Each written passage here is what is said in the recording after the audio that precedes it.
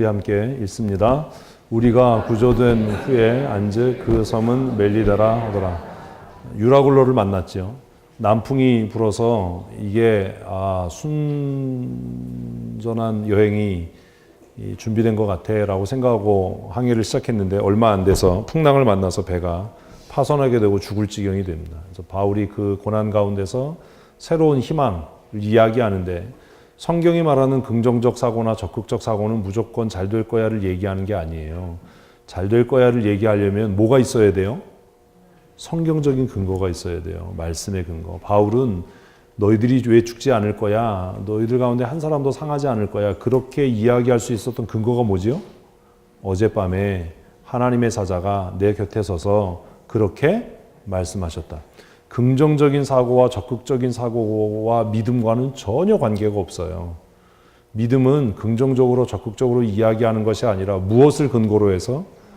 하나님의 말씀을 근거로 해서. 말씀대로 안 사는 사람한테 무조건 잘 될 거야, 형통할 거야, 이게 긍정적인 얘기가 아니에요. 말씀대로 안 사는 사람에게 가장 긍정적인 얘기는 뭐지요? 너 반드시 망한다예요. 회개하지 않으면 너 반드시 망해. 이게 긍정적인 사고예요. 근데 우리는 이걸 혼돈하는 겁니다. 지금 죄 짓고 있고 말씀대로 안 사는데 괜찮아질 거야, 뭐 교회 붙어 있으면 괜찮아, 잘 될 거야. 이게 성경이 말하는 믿음이나 성경이 말하는 제가 여러분들에게 긍정적이어야 된다, 예수 믿는 사람은 긍정적이고 적극적이어야 된다, 그 이야기를 하는 게 아니에요. 그렇게 이야기하는 무엇의 근거? 성경적 근거가 있어야 된다. 그래서 바울은 풍랑 가운데서 두려워하는 사람들에게 주의 사자가 어젯밤에 나에게 나타나서 너희 가운데 한 사람도 상하지 않을 거라고 하나님이 약속하셨다라고 말씀하시고 그냥 그리고 기다리는 게 아니라 최선을 다하는 거죠. 그 사람들을 구조하기 위해서. 그래서 선원들이 이제 점점 무트로 가까워지는 것을 보면서 그 구명보트에 많이 탈 수 없으니까 자기들만 타고 도망가려고 살짝 구명보트를 내렸어요. 아주 사악한 놈들이죠. 그러니까 바울이 그걸 보고 군사들에게 이야기해서 이 선원들이 이 배를 떠나면 우리 다 죽으니까 저 사람들을 떠나지 못하게 해라 라고 해서 그 구명보트의 줄을 잘라버리죠. 그래서 점점점 파도에 밀려서 이제 배가 해안 쪽으로 가까이 가게 돼서 노를 저어서 가까이 가려고 했는데 소용돌이를 만나게 돼요, 배가. 그래서 이제 모래톱에 걸리고 배 뒤쪽이 깨어져 나가고 그러니까 이제 그 하급 군인들이 죄수들이 도망가면 어떻게 하지? 왜요? 로마의 법에 죄수를 놓치면 누가 죽어야 돼요? 군사들이 죽어야 되거든요. 그래서 이제 군사들이 겁이 나서 그 죄수들을 죽이려고 할 때 백부장이 바울을 살리려고 아무도 죽이지 마라. 수영할 수 있는 사람은 빨리 이제 무트로 가라. 수영 못하는 사람은 배 파편을 잡고라도 가라. 그래서 구조된 거예요. 그게 27장의 마지막 부분입니다. 그래서 그 한 섬에 도착했는데 그 섬에 도착해서 나중에 이름을 알고 보니까 뭐예요? 멜리데라고 하는 섬이었다라는 거죠. 2절 읽습니다. 비가 오고 날이 참에 원주민들이 우리에게 불을 피워 우리를 다 영접하노라. 날이 추웠어요. 비가 오고 계속 풍랑이 불었었잖아요. 그래서 이제 그 섬에 사는 원주민들이 이 사람들이 하도 몰골이 그렇고 불쌍하니까 이제 모닥불을 피워줬죠. 그래서 이제 그 사람들을 따뜻하게 하려고 했는데 문제가 생겼어요. 또 지워야 이제 그 다음 절을 보니까 어떤 문제가 생겼을까요? 이제 우리가 잘 아는 것처럼 바울이 나무를 집어넣으려고 누구리?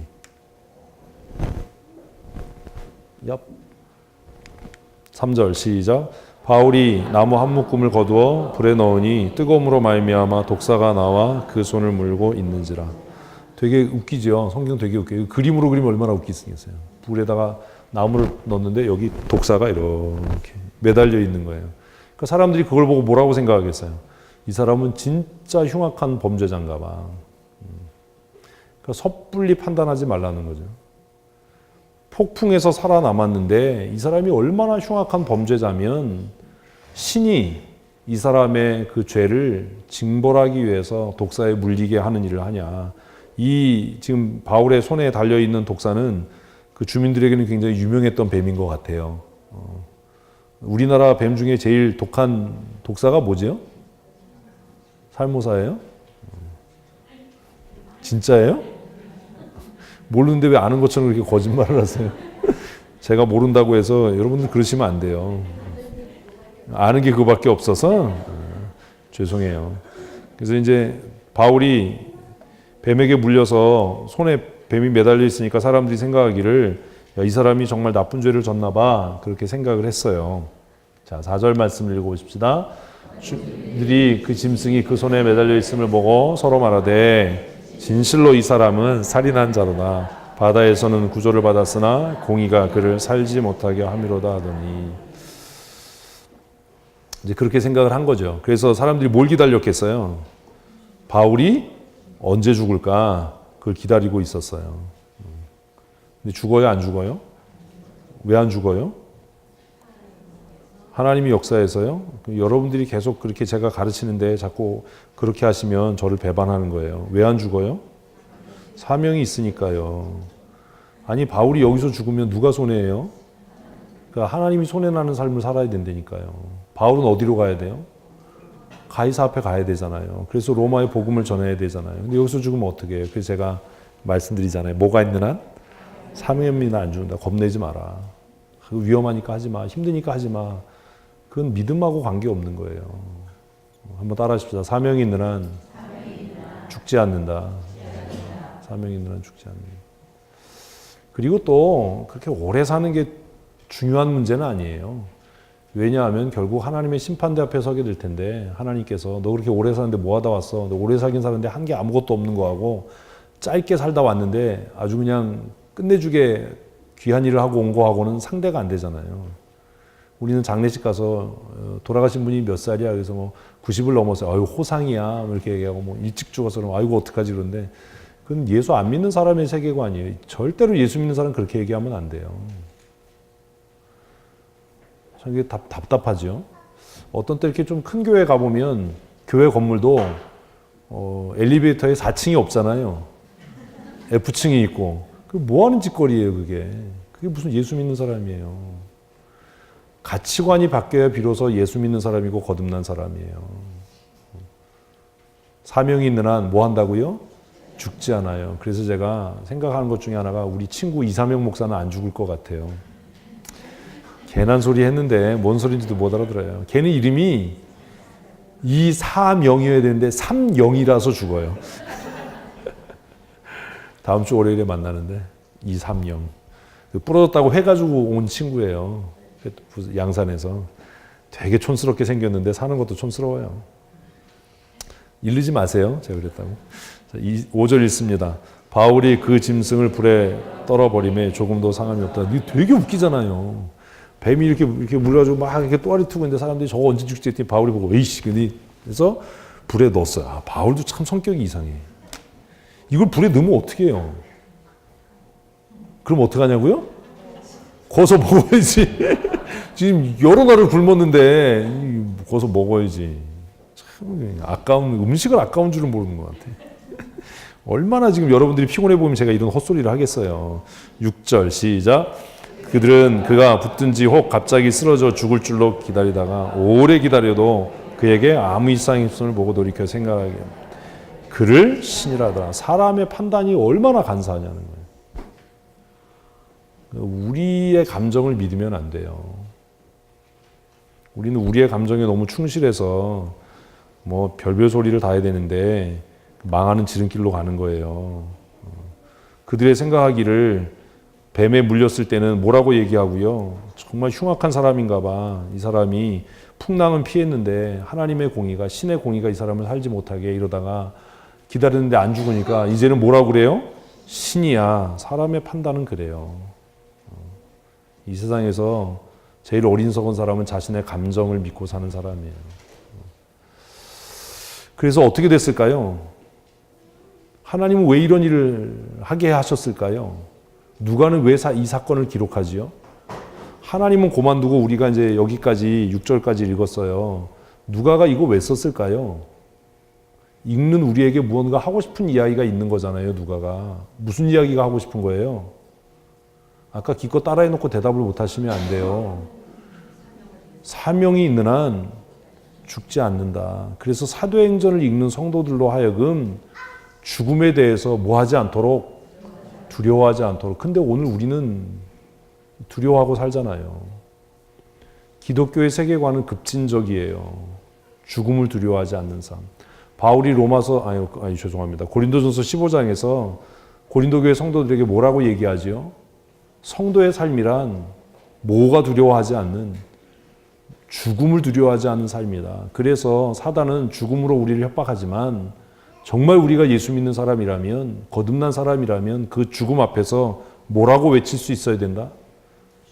사망아, 너의 쏘는 것이 어디에 있냐? 에이 참. 예수님께서 십자가에서 부활하심으로 사망이 사망된 거지요. 아멘이시나요? 이해가 잘 안 되세요? 이 죽음을 두려워하는 사람은 여전히 죽음의 종로로 타고 사는 거예요. 두려움이 없는 삶을 살았으면 좋겠어요. 쉽지 않아요. 경제적으로 파산할까봐 두렵고, 다칠까봐 두렵고, 병들까봐 두렵고, 이 사람은 여전히 무엇의 종로로 타는 거예요? 죽음의 종로로 타는 거예요. 그래서 제가 늘 얘기하잖아요. 뭐 하기밖에 더 하겠냐? 죽기밖에 더 하겠냐? 죽으면 하나님께서 나를 하나님의 나라로 영접하실 텐데, 이런 믿음이 있어야죠. 지금 당하는 고난과 어려움도 다 어떻게 돼요? 지나가요. 힘드시지요? 그럼 그때 얘기하세요. 이 또한 지나갈 거야. 이 또한 지나갈 거야. 막 기뻐지고 교만해지고 싶은 마음이 들 때도 뭐라고요? 이것 또한 다 지나갈 거야. 남는 건 하나님의 나라밖에 없다. 그런 삶 사셨으면 좋겠습니다. 누가가 지금 이 이야기를 기록하는 이유가 뱀에게 물렸는데도 안 죽었어. 뭐 까딱마이싱이야. 이 얘기하려고 하는 게 아니에요. 사도행전을 읽는 성도들에게 무엇이 없는 삶? 죽음에 대한 공포가 없는 삶. 나이 들어가면서 어른들이 제일 무서워하는 게 뭐예요? 죽으면 어떡하지잖아요. 죽으면 뭘 어떻게 해요? 천국 가면 되지. 또 이렇게 얘기하니까 또 믿음 있는 척하고 죽는 건 안 무서운데요. 죽는 과정이 힘들까 봐 두려워요. 아유, 똑같은 얘기예요. 아주 그냥 사악해. 하나님께서 그때가 되면 감당할 능력과 은혜를 주실 줄로 믿습니다. 그런 믿음이 있어야죠. 부러져 보니까 감당할 은혜를 또 하나님이 주셔요. 불편하지만 또 잘 먹고 살잖아요. 살 포동포동 찌고. 다 그런 거예요. 7절 읽습니다. 이 섬에서 가장 높은 사람 보블리오라 하는 이가 그 근처에 토지가 있는지라 그가 우리를 영접하여 사흘이나 친절히 머물게 하더니. 왜 그렇게 했다는 거예요? 앞에 있었던 사건과 뭐 연관해서 생각하면 되겠죠. 8절 읽습니다. 보블리오의 부친이 열병과 이질에 걸려 누워있거늘 바울이 들어가서 기도하고 그에게 안수하여 낫게 하며. 하나님의 구원인 거죠. 누구의 이름으로? 예수의 이름으로. 이런 일을 통해서 하나님께서 그들을 어떻게 사용하시는지, 그들을 통해서 어떤 구원의 역사를 이루시는지를 보게 합니다. 그리고 이제 그 섬에서 어떤 일이 일어나겠어요? 회심의 역사가 일어나겠죠. 같이 9절 읽습니다. 이러므로 섬 가운데 다른 병든 사람들이 와서 고침을 받고 후한 예로 우리를 대접하고 떠날 때에 우리 쓸 것을 배에 싣더라. 그래서 그 섬에서 충분히 겨울을 지내고 이제 로마로 항해하게 됩니다. 어디 갔어? 여러분, 제가 왜 여러분들에게 컴퓨터 배우고 유능해지라고 하는지 아시겠어요? 제가 만일 컴퓨터 쓸 줄 모르는 다른 목사님들처럼 그랬으면 이 시간에 얼마나 신경질을 내고 난리를 치고 그리고 예배 자체가 안 될 거 아니에요. 지도자가 되려면 그런 영향력도 있어야 돼요. 사실 남들이 하는 건 쉬워 보이잖아요. 앞에 나와서 기도에 인도해 보신 분들은 아실 거 아니에요. 이게 얼마나 당황스러운 상황인지. 정말 내가 지도자가 되고 싶은 마음이 있고 하나님께서 나에게 그런 소명을 주셨다면 그런 것들을 계속 갈고 닦아야 돼요.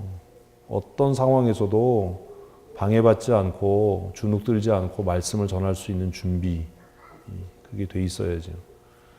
그래서 제가 다른 얘기지만 신학교 다니면서 처음 컴퓨터를 이렇게 직장 다니면서 접했을 때 앞으로 목회 환경을 바꿀 거는 얘다라고 생각을 했어요. 그때도 어떤 목사님들은 컴퓨터가 666이라고 그렇게 말하는 분들도 계셨어요.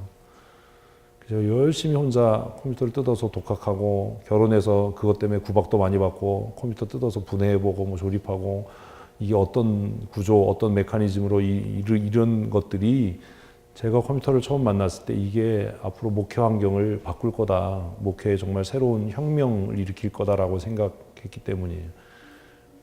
근데 똑같이 제가 그렇게 해서 그때 컴퓨터를 배워라라고 했던 목사들 중에 지금도 윈도우 프로그램을 재설치 못하는 목사들도 있어요. 내가 얼마나 노력하느냐가 하나님께 얼마나 유용하게 쓰여지느냐가 되는 겁니다. 인생에는 참 변수가 많습니다. 내가 유능한 사람이 돼야죠. 저는 뭐 지금도 미전도 종족이나 오지에 복음 전하는 일에 관심이 많아요. 그래서 그런 것들을 구체적으로 준비하는 거예요. 제가 여러분들에게 악기를 배워도요, 정말 복음을 위해서 쓰여질 수 있는 걸 배우세요. 우리 뭐 한동안 했지만 뭐 색스폰 이런 건 별로 도움이 안 돼요. 지금부터 정말 내가 노방전도나 복음 전하는 일에 쓰여지고 싶다라고 하면 가장 간단한 기타 배우세요. 또 이렇게 리더로 뭔가를 하고 싶다라고 하면 컴퓨터 열심히 배우셔야 됩니다. 제 소원 중에 하나가 정말 오지에 복음을 전하는 것 중에 하나입니다. 이제 조금 더 연습해서 이제 산악용 바이크를 좀 배워보려고 그래요. 베트남만 해도 아직 미전도 종족이 많고 인도네시아나 말레이시아 오지에도 미전도 종족이 많습니다. 하나님 나라를 이야기하고 예수님의 재림을 이야기하면서 머물러 있다면 그건 위선이잖아요. 할 수 있는 대로 최선을 다해서. 그래서 내가 이렇게 쓰여질 수 있도록 권사님들도 열심히 컴퓨터 배우시고 내가 유능해지는 만큼 하나님의 나라는 성큼 앞으로 다가오는 겁니다. 앞으로 선교의 판도나 복음의 판도를 또 바꾸는 일들이 생겨질 거예요. 그런 부분들에 대해서 열심히 준비해야 됩니다.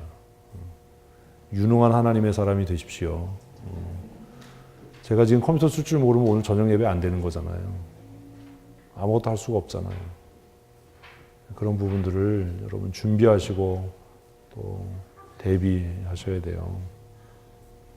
11절 계속해서 읽습니다.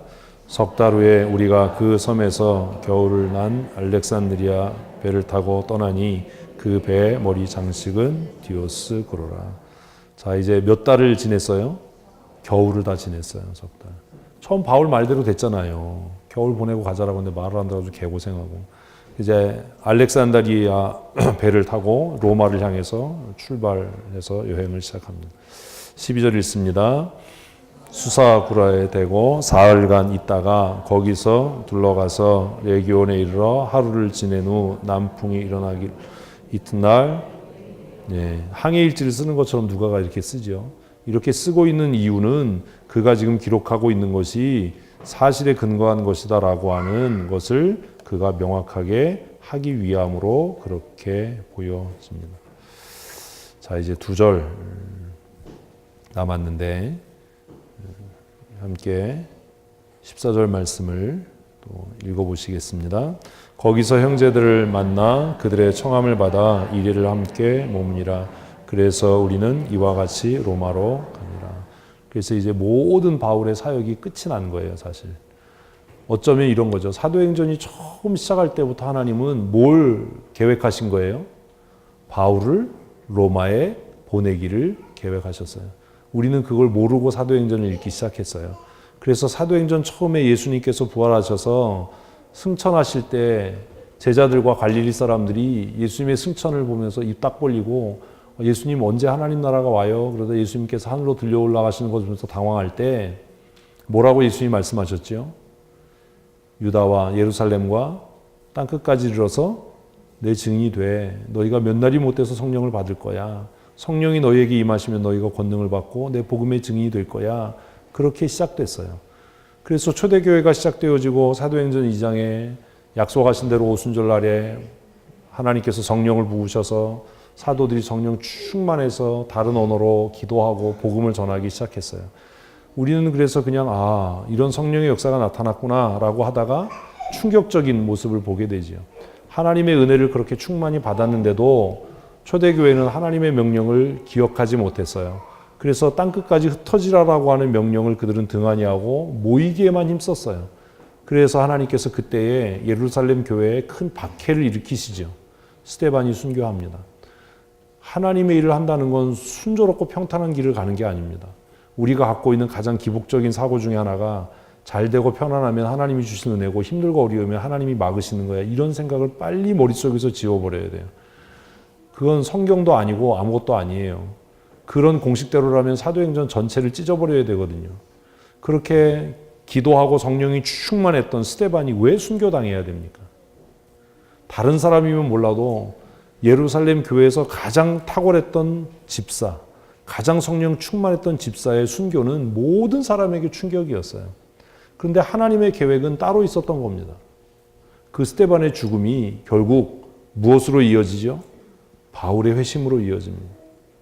그 스데반을 돌로 쳐서 죽일 때 그 사건의 증인이라고 자처해서 돌로 치는 사람들의 옷을 보관했던 스데반이 결국 하나님의 부름을 받습니다.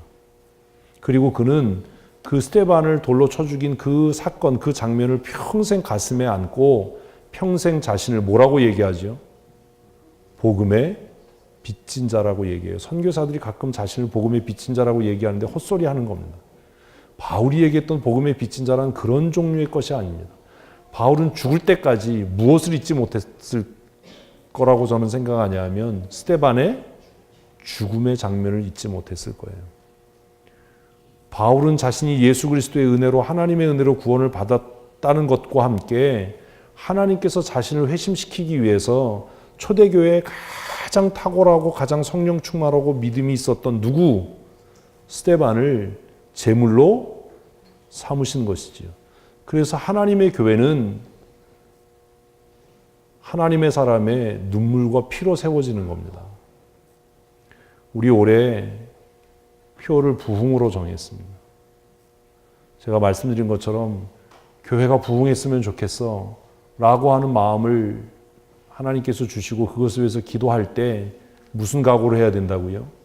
내가 희생의 제물이 될 거야 라는 각오가 없으면 그런 부흥의 역사는 일어나지 않아요. 다리만 부러진 게 얼마나 감사한 일이에요. 그런 거죠. 이해되세요? 사도 바울은 그게 평생의 마음의 짐이었을 거예요. 스데반의 죽음.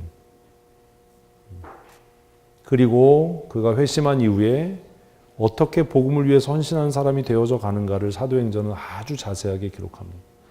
그런데 사도행전 전체를 끝내면서 정말 놀라운 것은 드러나지 않는 더 위대한 사도 바울이 있다는 겁니다.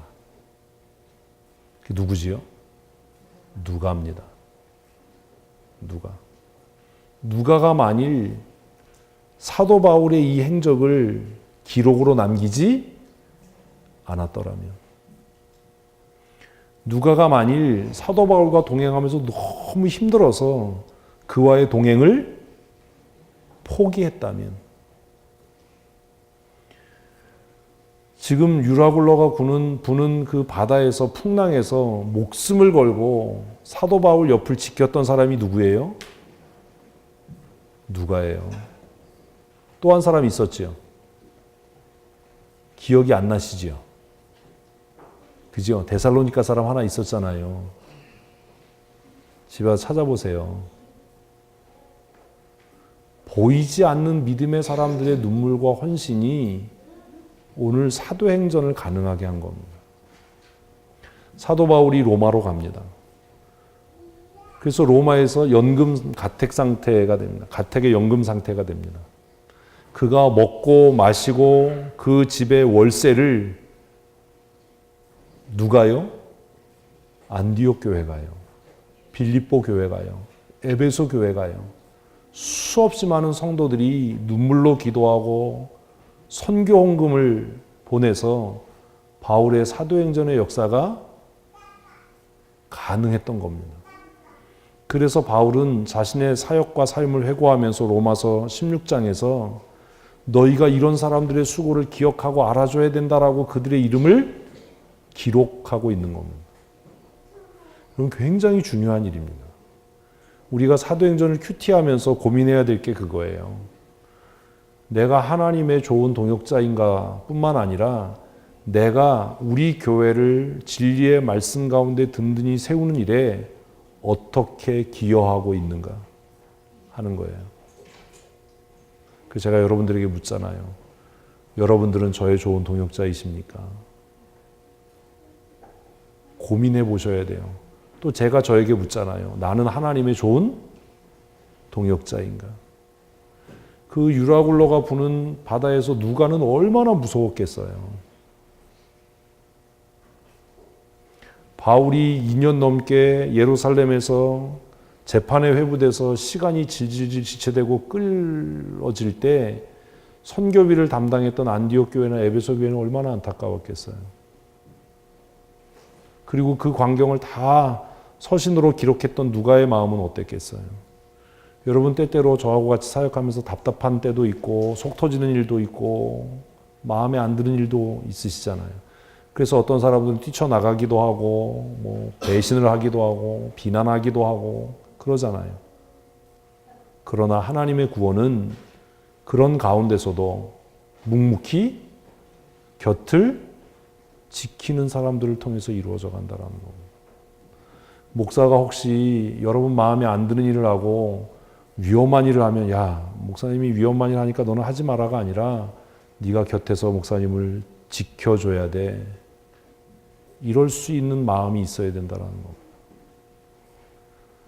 누가는 어떤 마음으로 배를 탔겠어요? 그 데살로니가에서 온 한 성도는 어떤 마음으로 배를 탔어요? 새벽기도 시간에 얘기했거든요. 왜 백부장인 율리오가 그 선상에서 바울을 그렇게 귀하게 대접했는가? 사람들은 그런 생각을 했던 거예요. 바울을 따르던 사람들은 바울이 이제 로마로 가는 그 배편으로 가는 호성의 일정이 잡혀졌는데 누가 로마까지 배에 동승해서 바울의 시중을 들 건가? 왜요? 그 시대에는 로마 시민권을 가진 사람들이 종종 로마 본토로 가서 재판받는 일이 있었어요. 그런데 부유하거나 신분이 높은 사람들은 누굴 데려가지요? 몸종을 데려갔어요. 그래서 그 불편한 배에서도 섬김을 받아서 자신의 권익을 드러내고 그래서 로마의 군사들이 함부로 대하지 못하도록 그렇게 했어요. 성도들이 그것을 알고 있었어요. 그래서 성도들은 바울 사도가 이제 로마로 압송이 돼가는데 그 긴 선상 생활에서 우리의 목자이고 목회자인 바울이 로마 군인들에게 함부로 취급받지 않았으면 좋겠다라는 마음으로 그 배에 스스로 자원해서 무엇으로 자원해서요? 종으로 자원해서 동승한 겁니다. 그래서 바울의 수종을 들었던 거예요.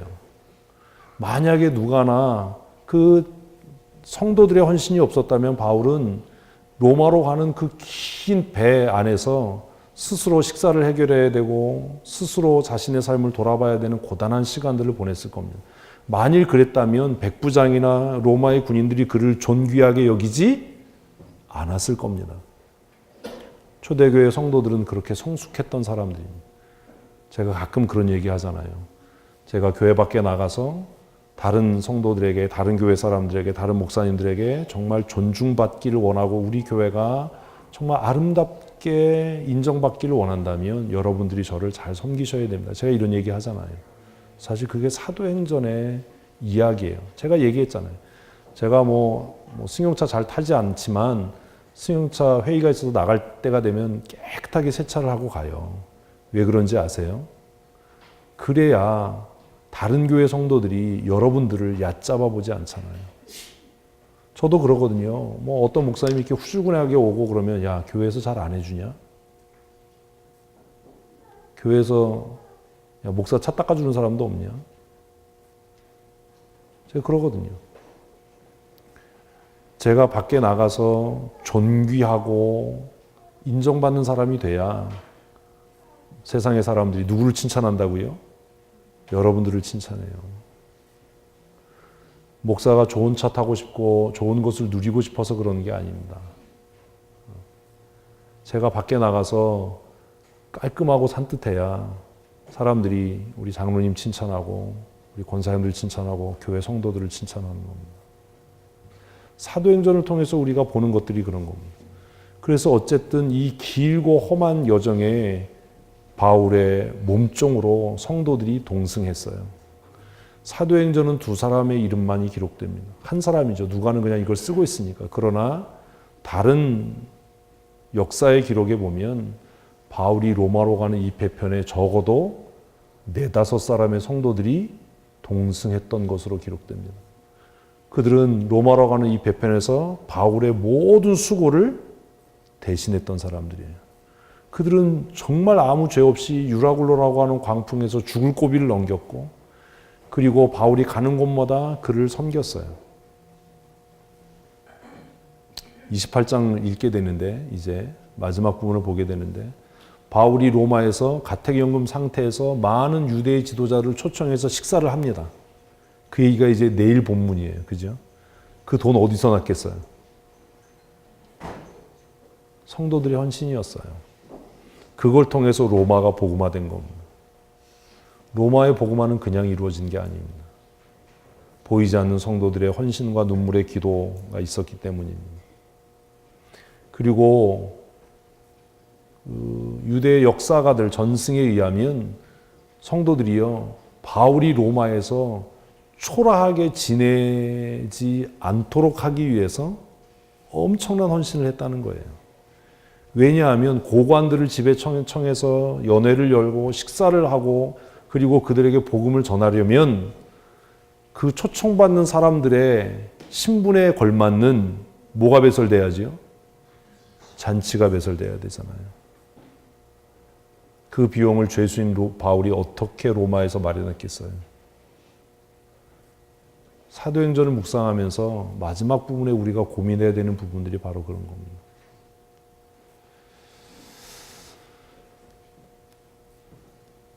거기서 형제들을 만나 그들의 청함을 받아 이레를 함께 머물면서 위로와 쉼을 얻었어요. 바울이 굉장히 죄수인데 자유로웠죠.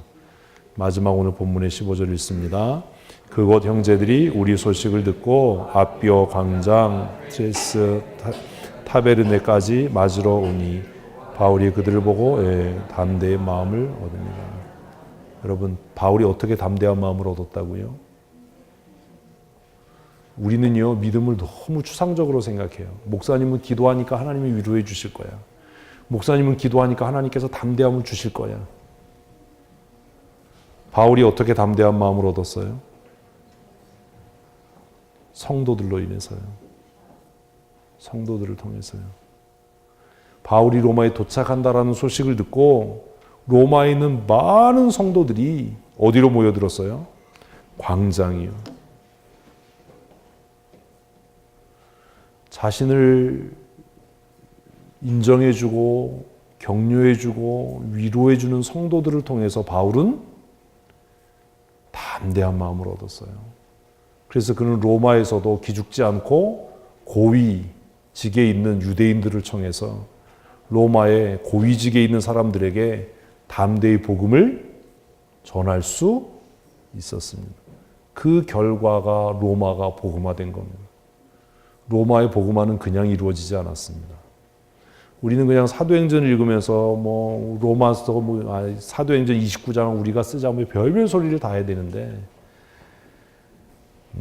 그걸로 그렇게 이루어지는 건 아니에요. 오늘 본문의 마지막 부분이 그겁니다.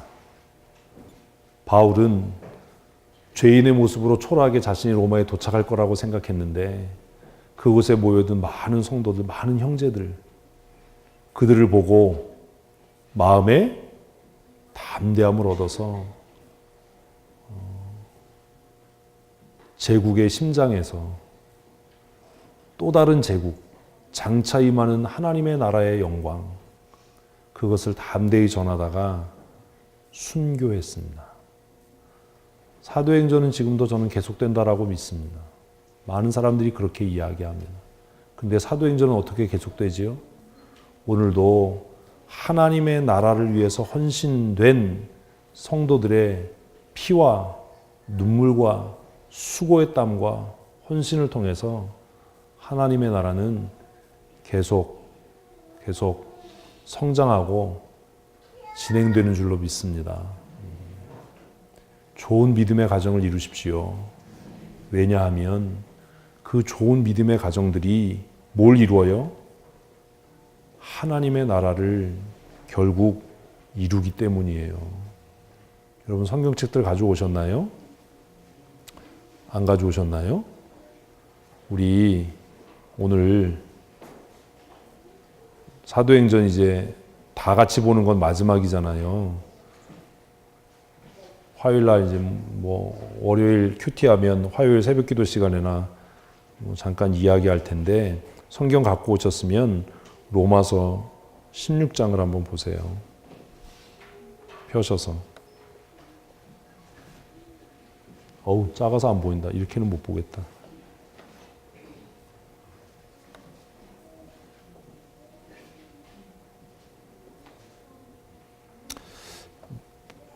여러분이 갖고 있는 성경으로 로마서 16장을 한번 1절부터 한번 읽어보십시다.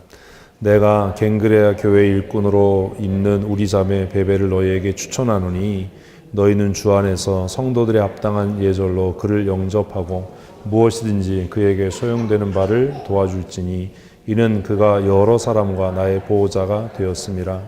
너희는 그리스도 예수 안에서 나의 동역자들인 브리스가와 아굴라에게 문안하라. 그들은 내 목숨을 위하여 자기들의 목숨까지도 내놓았나니 나뿐 아니라 이방의 모든 교회도 그들에게 감사하느니라. 또 저희 집에 있는 교회에도 문안하라. 내가 사랑하는 에베네도에게 문안하라.